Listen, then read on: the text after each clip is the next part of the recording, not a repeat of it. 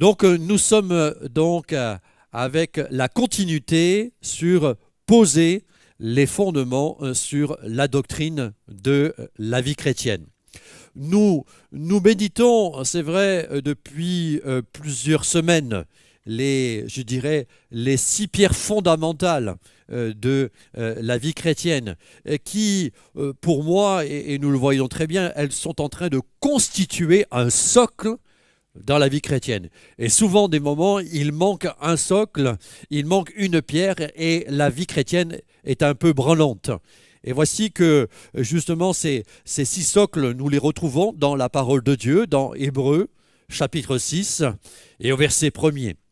C'est pourquoi, laissant les éléments de la parole de Christ, tendons à ce qui est parfait.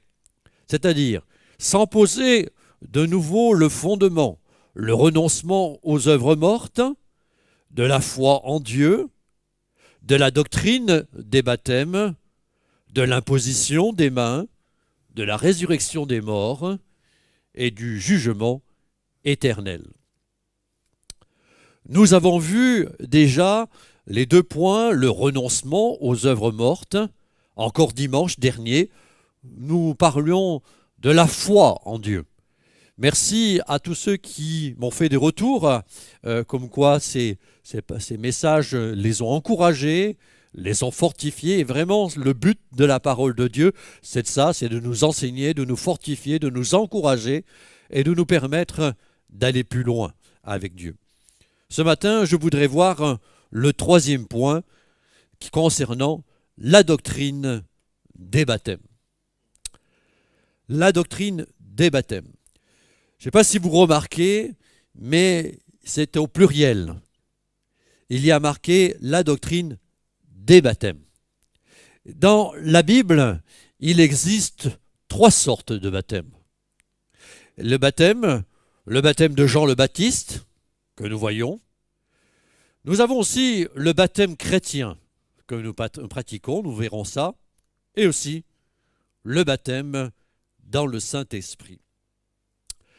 Je ne sais pas si vous-même, vous avez fait attention en lisant les Écritures, mais il est question dans la Bible d'un 4e baptême. Et ce 4e baptême, il n'est pas nommé en lui-même comme ceci. Je le nommerai moi-même le baptême de la souffrance. Voici ce que disent les Écritures. Je ne sais pas si vous y avez fait attention, dans Luc chapitre 12, au verset 50. Il est question de Jésus. Il est un baptême que je dois être baptisé.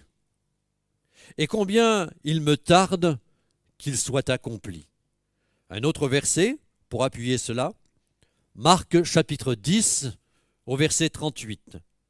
Jésus leur répondit, « Vous ne savez ce que vous demandez. Pouvez-vous boire la coupe que je dois boire ou être baptisé du baptême dont je dois être baptisé ?»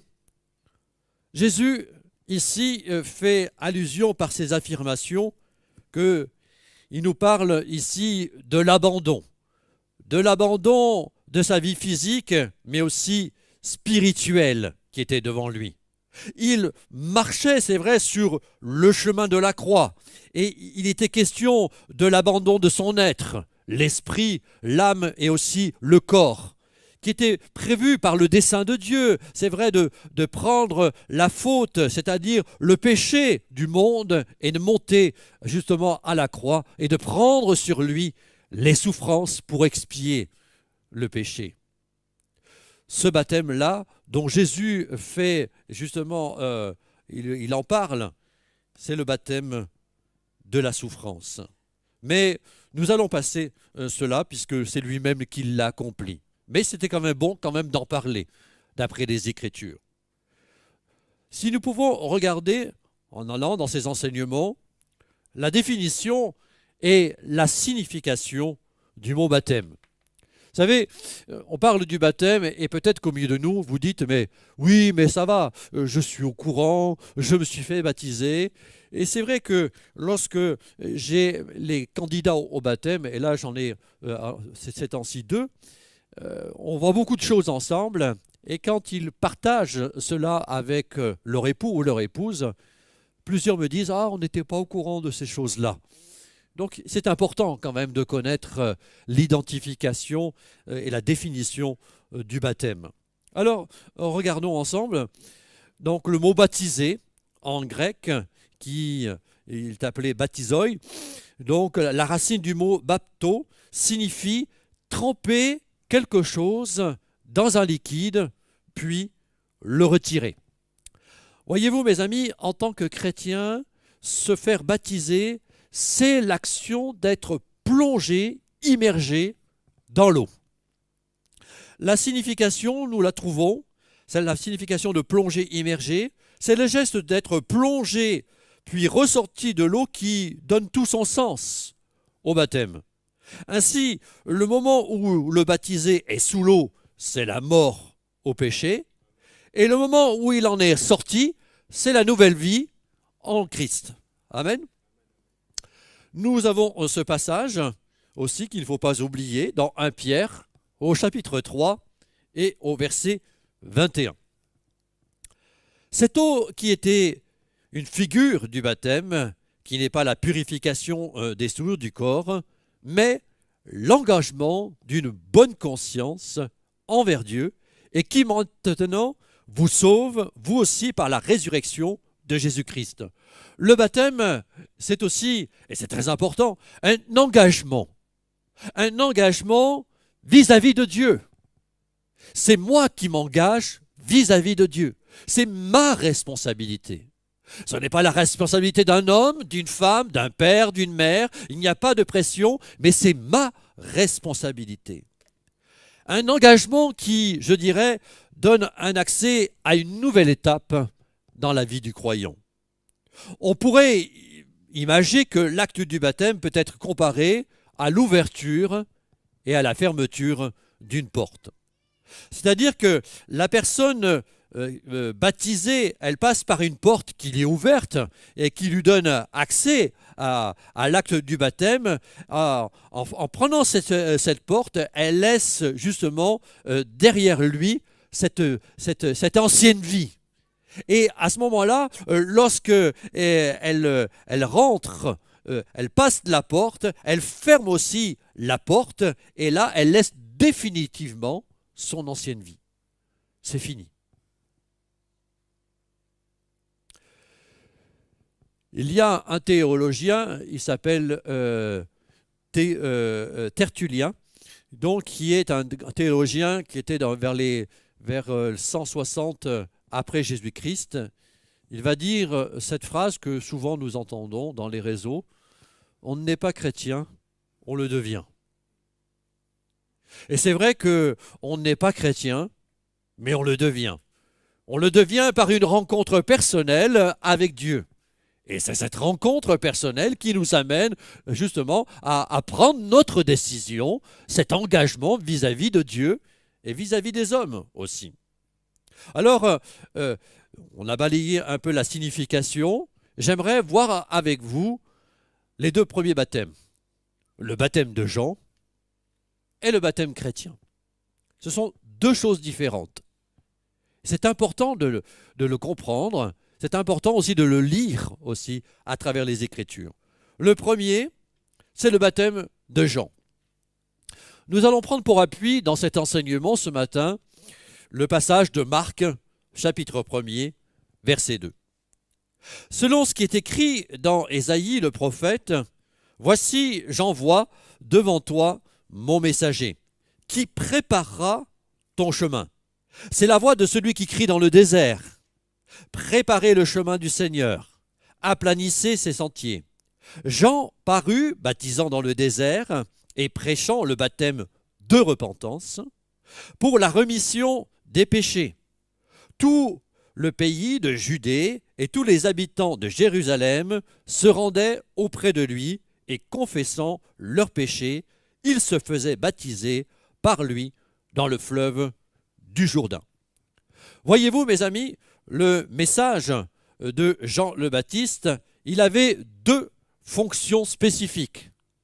La première, c'était de préparer le cœur du peuple d'Israël pour la venue du Messie, Jésus-Christ. Et le deuxième point, c'était d'établir un lien entre la dispensation de la loi et de la grâce à venir par Jésus-Christ. Le ministère de Jean, il fut très bref. Il fut très bref, mais ô combien important, car il met fin à une période, il en initia une autre à venir. Dans le baptême de Jean, quelles étaient les exigences, je dirais les prérogatives pour pouvoir avoir accès au baptême? Alors, les voici. La première, c'était la repentance. Trois choses étaient importantes. C'est-à-dire qu'à ce moment-là, il y a un changement d'état d'esprit qui va amener à prendre un changement, une direction, une action, une décision. La deuxième chose, il y avait aussi comme exigence la confession publique des péchés. Nous n'avons pas toujours besoin aujourd'hui de confesser nos péchés publiquement. Mais quand même, je tiens à préciser que seuls les péchés qui sont confessés nous qualifient pour recevoir le pardon de Dieu. Même si ils ne sont pas faits publiquement, il n'empêche que pour chacun de nous, personnellement, dans notre relation avec Dieu, dans notre contact avec Dieu, nous devons confesser nos péchés, qui nous donne, par cette confession, un accès auprès du pardon. Dans Matthieu, et puis aussi, je parle d'une vie transformée, donc c'est la troisième exigence, où là, Jean exigeait que les gens, avant de se faire baptiser, ils devaient produire des œuvres de repentance. Il fallait qu'il y ait quelque chose qui témoigne qu'ils se sont repentis. Vous voyez, ça parle ça. Hein. Dans Matthieu chapitre 3, verset 7, voici le verset. « Mais voyant venir à son baptême beaucoup de pharisiens et de sadducéens, c'est-à-dire, pour si vous ne connaissez pas, des religieux, il leur dit, et j'ai pris la fin, le verset 8, « Produisez donc du fruit digne de la repentance. » Donc, il était question de produire. Un chrétien, ça se voit et ça se démontre par les actions de sa vie. Et les Écritures affirment que Jean baptisait les gens dans la repentance. Et lorsque nous lisons Matthieu 3, nous voyons que Jean baptisait que ceux qui étaient déjà repentis. Déjà. Donc le baptême ne produisait pas la repentance, mais il était considéré comme, je dirais, comme un sceau, comme la preuve comme quoi il s'était repenti. C'était ça le but du baptême de Jean. Et nous pouvons dire que les personnes qui ont été baptisées du baptême de Jean ont joui d'une réelle expérience de repentance et du pardon, mais quand même avec des limites. Et d'abord, la première, si je pouvais dire, c'est que ce baptême ne produisait pas la vie éternelle. Ce baptême ne produisait pas la vie éternelle parce que Jean était né d'une femme. Jean n'était pas né de nouveau. Il n'a pas connu la nouvelle naissance, puisque cela n'était pas possible, puisque Jésus n'était pas venu. Et puis, après le jour de la Pentecôte, nous voyons les Écritures, lorsque le Saint-Esprit se répandait avec une grande puissance, le baptême de Jean laissa la place à quoi? Au baptême chrétien.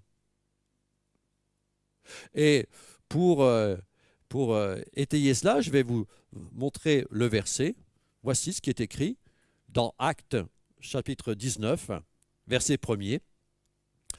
Paul arriva à Éphèse ayant rencontré quelques disciples. Il leur dit, « Avez-vous reçu le Saint-Esprit quand vous avez cru ?» Ils lui répondirent, nous n'avons même pas entendu qu'il y ait un Saint-Esprit. Il dit, de quel baptême avez-vous été baptisés? Ils lui répondirent, du baptême de Jean. Alors Paul dit, Jean a baptisé du baptême de repentance, disant au peuple de croire en celui qui venait après lui, c'est-à-dire Jésus. Sur ces paroles, ils furent baptisés au nom du Seigneur, c'est-à-dire le baptême chrétien. Et c'est le baptême chrétien qui a pris la place maintenant du baptême de Jean. Donc on est baptisé au nom du Père, du Fils et du Saint-Esprit. Le baptême chrétien, c'est celui que nous avons tous entendu et que nous pratiquons. Le baptême chrétien fait référence au chrétien qui est baptisé dans l'eau. Et pour introduire justement ce passage du baptême, le verset, le voici, nous l'avons dans Matthieu, chapitre 3, verset 13. Voyez-vous, mes amis, c'est peut-être des enseignements qui peut-être sont connus pour certains, mais quand même, ils sont le socle de la vie chrétienne. Et le baptême, c'est important. Il symbolise quelque chose, nous allons voir. Et c'est important. Le baptême nous fait rentrer dans la famille de Dieu, nous fait rentrer dans l'Église de ce qu'elle est. C'est ce que nous allons voir. Matthieu chapitre 3, verset 13. Alors Jésus vint de la Galilée au Jourdain vers Jean, pour être baptisé par lui. Mais Jean s'y opposait en disant, « Mais c'est moi qui ai besoin d'être baptisé par toi, et tu viens à moi. » Jésus lui répondit, « Mais laisse faire maintenant, car il est convenable que nous accomplissons ainsi tout ce qui est juste. » Et Jean ne lui résista plus. Et dès que Jésus a été baptisé, il sortit de l'eau, et voici les cieux s'ouvrirent, et il vit l'Esprit de Dieu descendre comme une colombe et venir sur lui. Et voici une voix fit entendre des cieux ces paroles, « Celui-ci est mon Fils bien-aimé, en qui j'ai mis toute mon affection. » Je ne sais pas si vous regardez dans ce passage nous montre que le baptême chrétien n'est pas le baptême de repentance, puisque Jésus n'a pas commis de péché, on est bien d'accord, dont il aurait peut-être besoin de se repentir, pas du tout. Mais il fut baptisé par Jean, mais ce n'était pas le baptême de Jean. Cette scène, voyez-vous, dans son texte, si on le regarde, elle montre même l'extrême importance du baptême d'eau aux yeux de Dieu. Et quand je parle aux yeux de Dieu, je parle aux yeux de la Trinité. Lorsque nous lisons le texte que nous avons vu, nous voyons que Jésus entra dans l'eau, Jésus, le Fils. Nous voyons que le Saint-Esprit descendit sur Jésus après qu'il fut baptisé dans l'eau. Donc, le Saint-Esprit. Et puis, nous voyons qu'une voix, et voici une voix se fit entendre. Nous savons très bien que cette voix, donc c'est Dieu le Père. Donc, on voit le caractère important du baptême qui, vis-à-vis de Dieu, où la Trinité est là, le Père, le Fils et le Saint-Esprit. Donc, l'identification de ce baptême, c'est quoi? C'est cette identification, c'est dans la mort, c'est dans l'ensevelissement, mais aussi dans la résurrection. Et lorsque nous regardons le passage donc, de Romains chapitre 6, verset 3, nous voyons ici, c'est vrai, il nous est dit, Romains 6, 3, « Ignorez-vous que nous tous, nous avons été baptisés en Jésus-Christ. C'est en sa mort que nous avons été baptisés. Nous avons donc été ensevelis avec lui par le baptême en sa mort, afin que comme Christ est ressuscité des morts pour la gloire du Père, de même nous aussi, nous marchons en nouveauté de vie. » Amen. Nous voyons ici quoi? Nous voyons que nous sommes morts avec lui dans la sépulture d'eau. Nous voyons que nous avons été ensevelis avec lui Et lorsque nous sortons de la sépulture d'eau, peu importe que ce soit dans une rivière, dans une mer ou dans un baptistère, peu importe, ben nous avons été ressuscités avec lui pour marcher en nouveauté de vie. Amen. Ce qui veut dire quoi? Ce qui veut dire que pour nous, lorsque nous passons par les eaux du baptême, cela signifie que nous mettons fin à notre propre vie. C'est-à-dire dans le sens que nous ne voulons plus faire les choses par notre propre force. Nous sommes dépendants de Dieu, nous remettons notre vie entre les mains de Dieu. Et à partir de ce moment-là, je ne sais pas comment est votre vie, mais à partir de ce moment-là, lorsque nous remettons notre vie à Dieu, eh bien que nous sortons du tombeau d'eau, eh bien nous marchons avec la puissance du Saint-Esprit.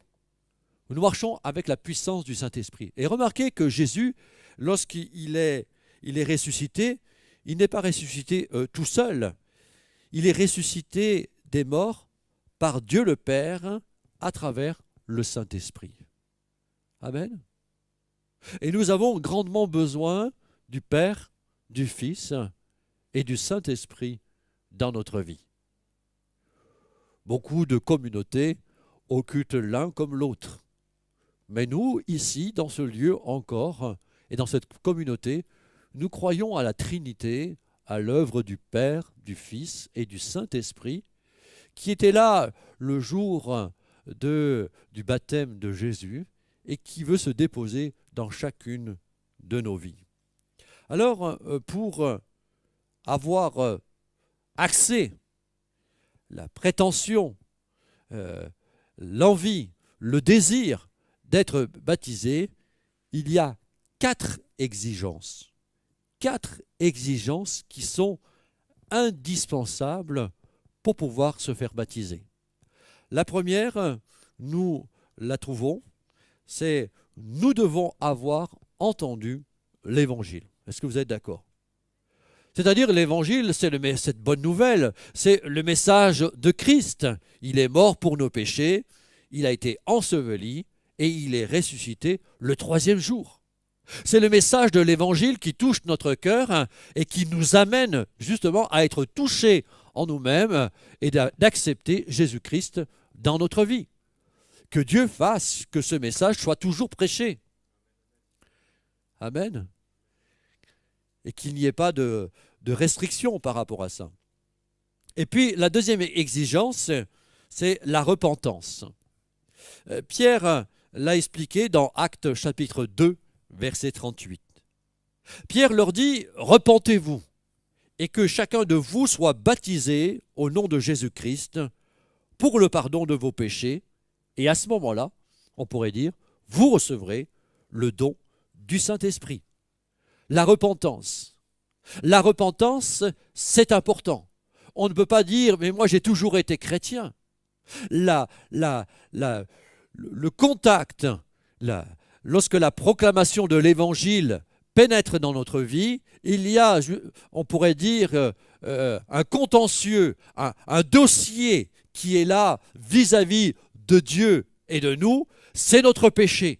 Nous entendons le message qui lui-même nous dit que si vous restez dans votre situation, vous allez mourir.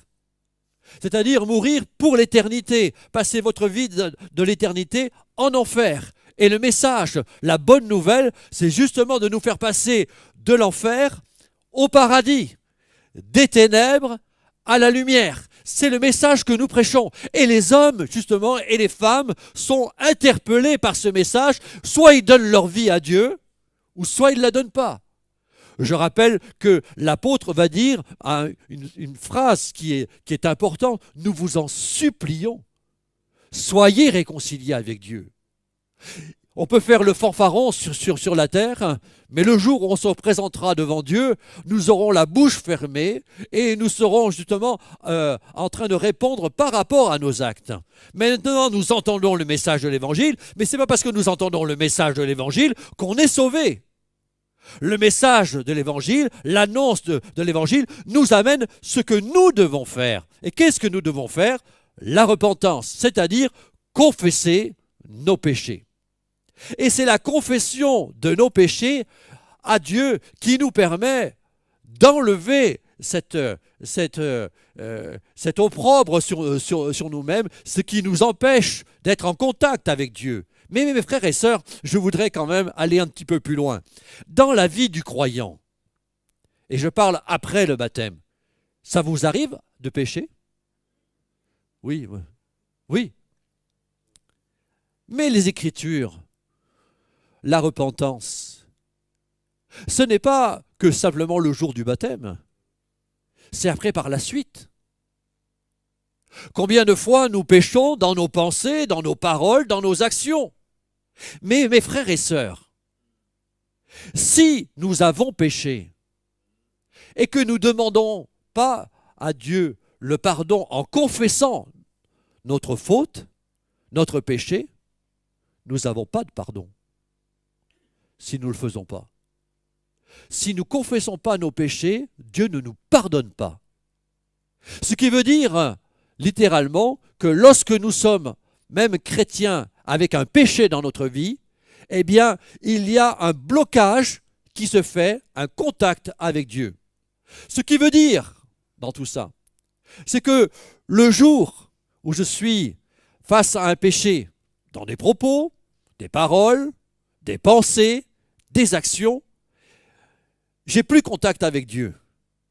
Et s'il m'arrive une situation délicate, je peux faire prier tout le monde, même le pasteur, il n'y a rien qui se passera. Ne passez pas par des passerelles, par des hommes et des femmes qui se sentiraient plus saints que vous pour pouvoir agir. Non. C'est que si nous devons recevoir quelque chose de la part de Dieu et que nous sommes dans le péché, il nous faut confesser le péché. D'ailleurs même, il nous est dit dans les Écritures, dans Jacques, que lorsque nous demandons l'onction d'huile par rapport à une maladie ou à un besoin urgent de la part de Dieu, il nous est dit aussi qu'à ce moment-là, que s'il a commis des péchés, ils lui seront pardonnés.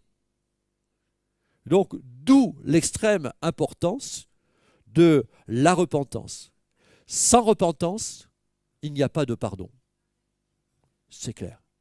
Alors, mes frères, mes sœurs, si vous avez quelque chose dans une situation délicate, sachez que votre relation avec Dieu, elle est ternie. Et pour reprendre cette pleine relation avec Dieu, il faut confesser ses péchés. Donc, pour le baptême, la repentance est demandée, est requise. La troisième chose, c'est la foi en Jésus-Christ. Voici ce que nous dit la Bible dans Marc, chapitre 16 et au verset 15. Puis il leur dit, allez par tout le monde, prêchez la bonne nouvelle à toute la création. Celui qui croira et qui sera baptisé sera sauvé. Mais celui qui ne croira pas sera condamné. C'est important. La semaine dernière, nous avons parlé de la foi. On a parlé de croire. La foi, c'est croire Dieu. C'est croire en Dieu. C'est ça, la foi. Et par rapport à ce passage, c'est sûr que celui qui croira et qui sera baptisé sera sauvé. Oui, parce que je voulais vous dire que lorsque on a entendu le message de l'Évangile, qu'on a confessé ses péchés et qu'on marche dans la foi, il faut avoir la foi, il faut croire en ce que Dieu nous demande. Et ce que Dieu nous demande, c'est de nous faire baptiser. Mais bien sûr que si nous n'avons pas la foi, on ne peut pas se faire baptiser. C'est logique. C'est pour ça qu'il nous est dit que celui qui croira et qui sera baptisé sera sauvé. Mais maintenant, le baptême, c'est pas la garantie du salut. C'est simplement un acte d'obéissance. Ma foi me pousse à me faire baptiser. Ma foi me pousse à cette consécration. Je vais aller plus loin avec Dieu. C'est ça. Remarquez que le brigand sur la croix lui-même, qui s'est repenti, il n'a pas été baptisé. Et pourtant Jésus va lui dire, je te le dis aujourd'hui, tu seras avec moi dans le paradis. Qui n'aimerait pas entendre cette parole de la propre bouche de Jésus? Aujourd'hui, je te le dis, tu seras avec moi.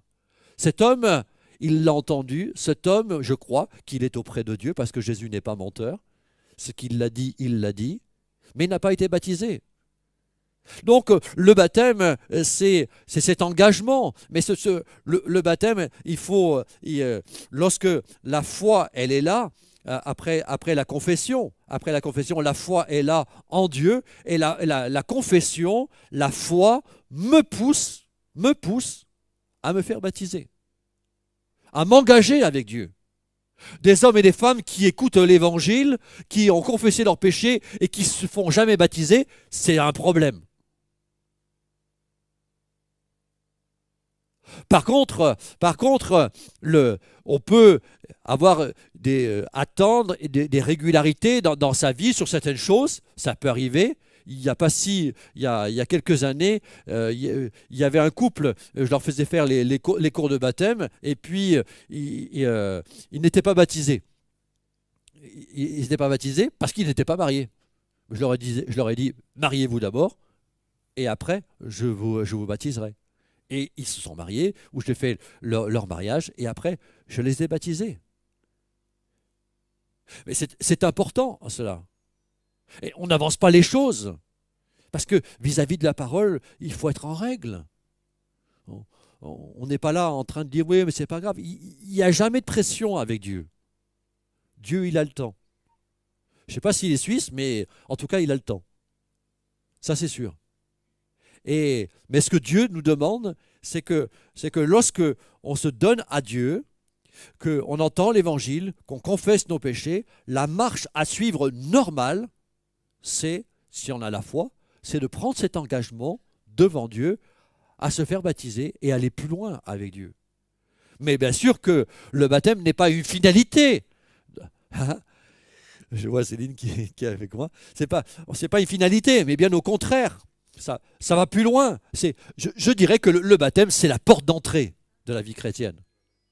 On est rentré, et que se passe-t-il? Il y a une vie extraordinaire à se passer. Donc, c'est la troisième exigence. Et la quatrième exigence, bien sûr, nous en avons parlé, c'est d'avoir une bonne conscience. 1 Pierre chapitre 3, verset 21. Cette eau était une figure du baptême, qui n'est pas la purification des souillures du corps, mais l'engagement d'une bonne conscience envers Dieu, et qui maintenant vous sauve, vous aussi, par la résurrection de Jésus-Christ. Amen. Alors, on pourrait se poser la question, et pour les internautes qui nous écoutent, comment aborder le baptême des enfants? Si nous voyons les 4 exigences, nous comprenons bien que le baptême d'enfants, nous n'en pratiquons pas, et la Bible n'en pratique pas non plus, que c'est impossible. On ne naît pas chrétien, on le devient. Il n'y a encore pas si longtemps, je disais à quelqu'un, alors vous êtes dans une famille de musulmans, alors vous serez musulman, vous êtes dans une famille de juifs, vous serez juif, vous êtes dans une famille de catholiques, vous serez catholique. Mais non, c'est pas ça. On n'est pas chrétien, on le devient. Et alors, on pourrait réfléchir un petit peu rapidement comment un bébé peut se repentir. C'est pas possible. Ne serait-ce même entendre, déjà la première chose, entendre l'évangile. Donc on peut entendre, mais comment il pourrait le comprendre? Donc c'est pas possible. Et la foi, on pourrait en parler. Et cette bonne conscience, comment un bébé peut avoir une bonne conscience devant Dieu que ce qu'il fait, je le fais. Là, non, on est d'accord par rapport à ça. C'est pas possible. Donc c'est pour ça que nous ne baptisons pas les enfants. Ouais. Et certains vont dire oui, mais nous on le fait pour eux. Ah oui, vous décidez pour vous, oui, mais il y a le parrain et la marraine. Ouais, parrain et la marraine, aujourd'hui, il n'y a que les cadeaux qui comptent. Hein. Parce que le parrain et la marraine, si je regarde il y a bien des années en arrière, ils avaient un peu le rôle de tuteur et d'amener l'enfant dans son jeune âge, un peu comme dans les conduites de Dieu. Aujourd'hui, ça ne représente pas grand-chose, un peu comme les fêtes de Noël, hein, on est d'accord. On est d'accord. Voilà. Mais c'est important quand même de le dire. Je vous le dis pourquoi? Parce que aujourd'hui, on est tombé, excusez-moi l'expression, dans la religiosité. On fait des choses Mais quand on regarde les Écritures, il y a un autre discours. Alors, faut-il se caler sur le discours des hommes ou sur le discours de la parole de Dieu? Moi, quand je lis la Bible, c'est la parole de Dieu. Je préfère me caler ma vie sur les propres paroles de Dieu que sur les paroles des hommes. J'ai regardé, c'est vrai que dans les églises, j'ai habité pendant quelques années sur Poitiers, et sur Poitiers, il y a une église, grande église catholique, qui est du XIe siècle, qui est très belle à voir, et il y avait un immense baptistère. Avant, il baptisait des adultes, avant. Et après, on a changé. Et après, on faisait peur aux gens. Si vous ne baptisez pas vos enfants, ils vont tomber dans des limbes et tout ça, c'est pas sûr d'être sauvés. On a fait peur aux gens. Hein. Et puis on baptisait les enfants, et pendant que le prêtre faisait sa cérémonie, il y a des bébés qui étaient noyés. Alors on a enlevé ça, et puis on a fait l'aspersion. Mais l'aspersion, je vous ai montré tout à l'heure, c'est plonger, immerger. Alors vous me direz, oui, mais c'est symbolique, mais c'est quand même important vis-à-vis de la parole de Dieu.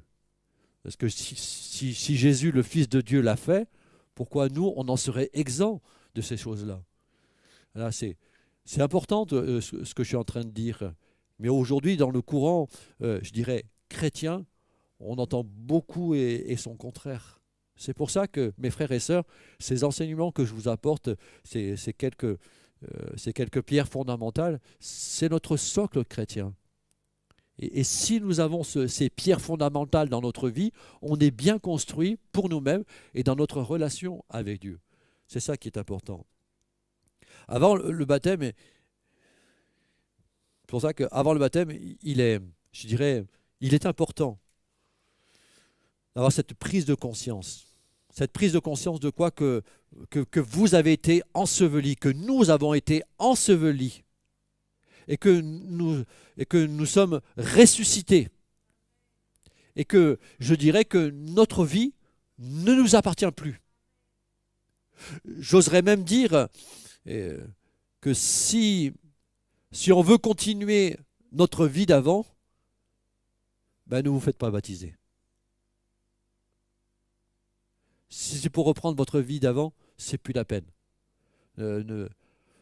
Parce que c'est un engagement vis-à-vis de Dieu que vous prenez. Voilà. Il faut réaliser que lorsque on se fait baptiser, on est en train d'annoncer et de mettre devant Dieu et devant les hommes notre sentence de mort. On ne vit plus pour nous-mêmes, mais on vit pour le roi des rois, le Seigneur des seigneurs. Et on ne peut plus retourner en arrière. Je me suis identifié à Christ. Je suis dans l'eau. Je meurs à moi-même. C'est fini ma vieille nature. Je mets un terme sur la fin de ma vie. Je sors de l'eau, la puissance de résurrection. Je suis un être nouveau maintenant. Et je veux marcher en nouveauté de vie. Et j'apprends en tant que chrétien à marcher petit à petit dans cette marche. Il n'y a rien qui est instantané. Et par le baptême, comme Jésus le montre, le Saint-Esprit est descendu. Et c'est le Saint-Esprit le soutien, le renfort de cela. À part que quelques exceptions dans la Bible, la suite logique, c'est que une fois qu'on est baptisé, le Saint-Esprit vient sur notre vie et vient appuyer sur notre vie, justement nous consolider pour que nous puissions marcher fidèlement avec Dieu, mais aussi avec ce que Dieu nous demande de faire. C'est ça. Et si on n'est pas baptisé d'eau, on ne risque pas de recevoir le Saint-Esprit sur notre vie. Puisque c'est un engagement, il y a la foi, mis à part quelques exceptions dans la parole de Dieu, mais qui après, eux-mêmes, tout de suite après, rapidement, ont été baptisés d'eau. Mais le Saint-Esprit, c'est ce que nous parlerons la prochaine fois, c'est cette puissance qui va nous permettre de vivre notre vie chrétienne. C'est ça qui est importante. Donc, moi je vois qu'il y en a certains qui m'appellent, pasteur, je vous appelle pour prendre mon baptême. Mais je lui dis, mais vous voulez rentrer dans la communauté, ça? Non, mais c'est comme ça. Je lui dis, mais c'est pas la peine. Ouais, moi, j'ai pas de temps à perdre. Et vous aussi non plus. Ça sert à rien. C'est la religion. On se donne une bonne conscience. Mais ce n'est même pas devant Dieu, mais c'est devant les hommes. Mais c'est pas ce que Dieu veut pour notre propre vie. Alors comprenons bien que le baptême, c'est un engagement au discipulat, être un disciple de Christ. C'est ça cet engagement qui nous conduit. Et lorsque nous regardons Matthieu chapitre 28, verset 19, regardez, j'ai bientôt terminé. Allez, faites de toutes les nations, quoi? Des disciples, les baptisant au nom du Père, du Fils et du Saint-Esprit, et enseignez-leur à observer tout ce que je vous ai prescrit. C'est ce que je suis en train de faire à travers la parole de Dieu ce matin. Vous avez vu ce qui est marqué? Faites de toutes les nations des disciples. Jésus nous recommande ici dans ce texte d'aller et de faire des disciples. Des disciples, mais pas des membres. Car le plus grand enjeu que l'Église a aujourd'hui, dont elle fait face, c'est qu'il y a beaucoup de membres dans les églises, mais peu de disciples. Peu de disciples. Ce qui fait qu'il y en a que certains qui sont membres, oui, on est membre, mais disciples de Christ.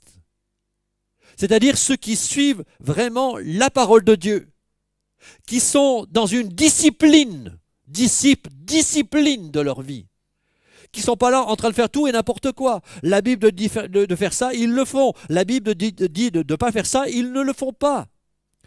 Être disciple de Christ, c'est aussi être au service du Maître.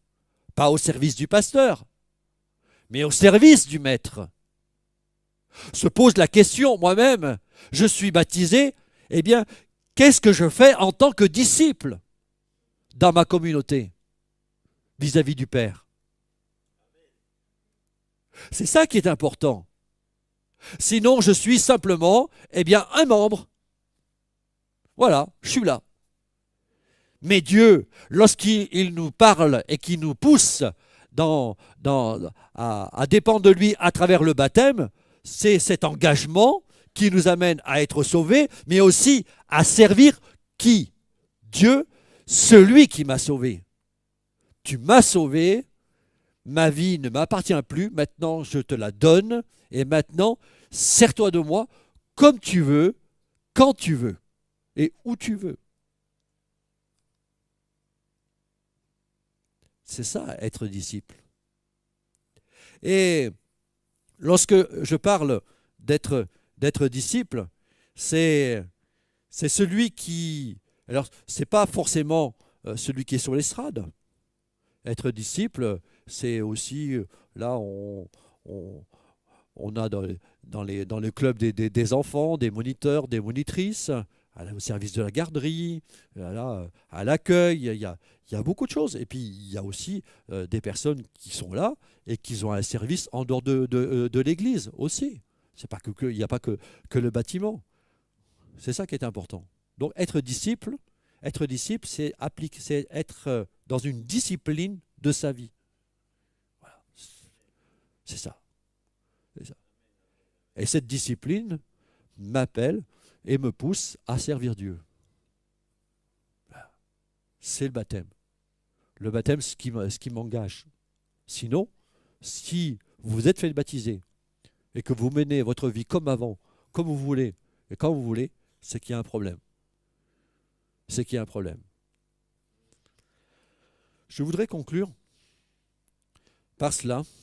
Le baptême de Jean, nous avons vu, c'est une personne qui est baptisée dans l'eau et la repentance. Et le baptême chrétien, c'est une personne qui est baptisée dans l'eau et en Christ. Le chrétien qui rejoint l'Église, lorsque le candidat qui a fait cette rencontre avec Dieu rejoint l'Église, ce n'est pas l'Église, la communauté qui rejoint. On est bien d'accord. C'est l'Église avec un grand E.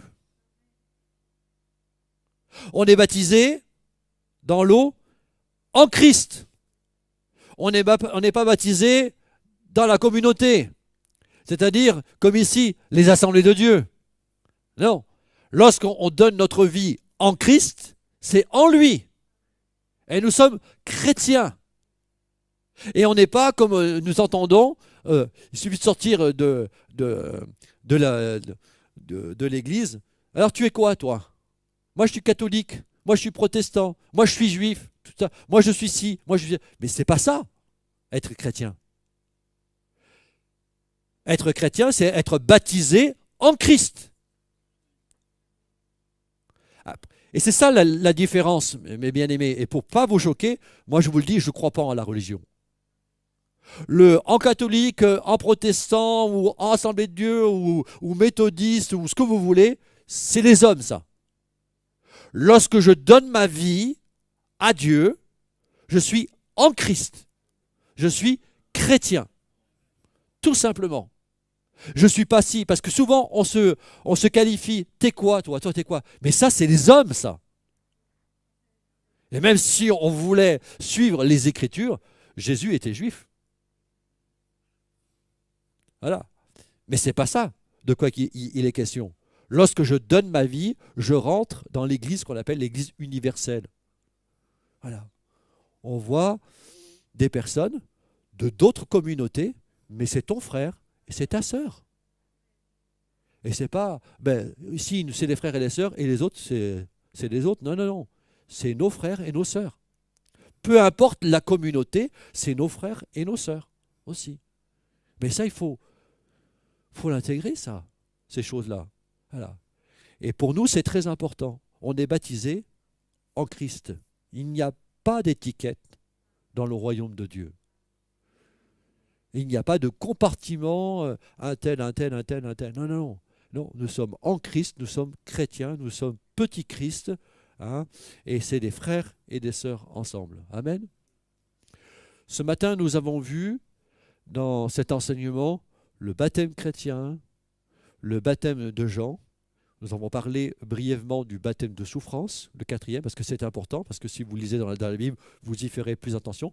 La prochaine fois, on va s'arrêter avec le baptême du Saint-Esprit.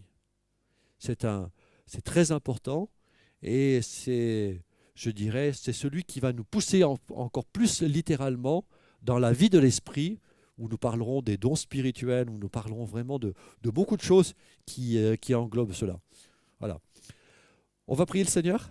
Amen. Père éternel, ce matin, nous te bénissons et nous te rendons grâce. Nous réalisons, Seigneur, dans ta parole, qu'il y a tellement d'enseignements. Souvent, Seigneur mon Dieu, nous avons besoin peut-être de revenir, Seigneur, au départ, à l'essentiel. Souvent, nous nous sommes détournés, nous avons oublié des choses, ou peut-être nous avons mis certaines choses de côté. Et pourtant, ce matin, tu nous encourages, c'est vrai, à continuer notre marche après le baptême. Père, nous avons vu que nous avons, pour ceux qui ont été baptisés, nous avons mis un terme à notre vie. Ah Seigneur, c'est pas toujours facile, parce que le monde est là, et c'est pas toujours facile, parce que notre ancienne vie essaye de revenir au galop, mais nous voulons que nous puissions mourir à nous-mêmes et laisser Christ grandir en nous-mêmes. Père, nous avons besoin de toi. Nous avons besoin de toi, nous avons besoin de ta grâce sur chacune de nos vies. Je voudrais penser, Seigneur mon Dieu, à ceux qui sont présents ou peut-être à ceux qui sont derrière leur écran, de ceux qui seraient peut-être dans ce désir de vouloir se faire baptiser, et bien qu'ils puissent penser à cet engagement que le baptême, c'est quelque chose de sérieux. Le baptême, c'est quelque chose de sérieux, mais c'est un engagement, non seulement vis-à-vis de frères et de sœurs de l'Église, mais surtout le plus important, c'est vis-à-vis de toi, Seigneur. Le baptême aussi, Seigneur, nous voyons, nous engage les uns et les autres à être ses disciples, à se servir les uns avec les autres. Seigneur, apprends-nous à nous aimer les uns et les autres.